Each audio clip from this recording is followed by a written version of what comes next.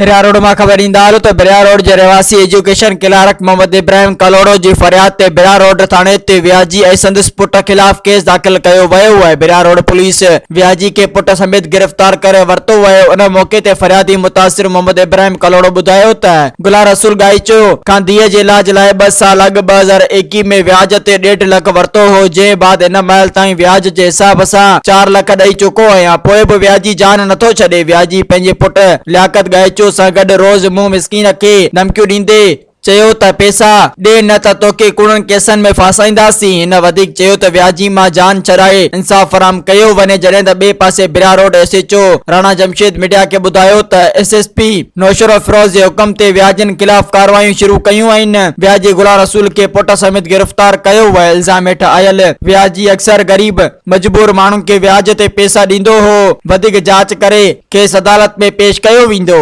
Soomro 3D wallpaper and PVC panel shop दे रहा है सबसे अच्छी सर्विस, बेहतरीन क्वालिटी के आला मयार वॉलपेपर और सीलिंग खूबसूरत डिजाइन और कलर्स में दस्तयाब है। हर किस्म के PVC वॉलपेपर्स और सीलिंग लगवाने के लिए हमसे राब्ता करें।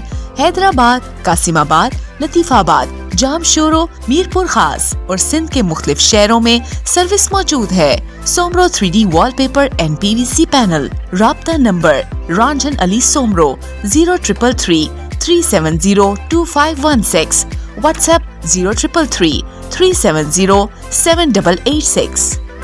मज़ीद ख़बरनि ऐं तफ़सीलात लाइ विज़िट कयो असांजी वेबसाइट www.awamiNewsHD.com ऐं ॾिसंदा रहो अवामी न्यूज़ HD।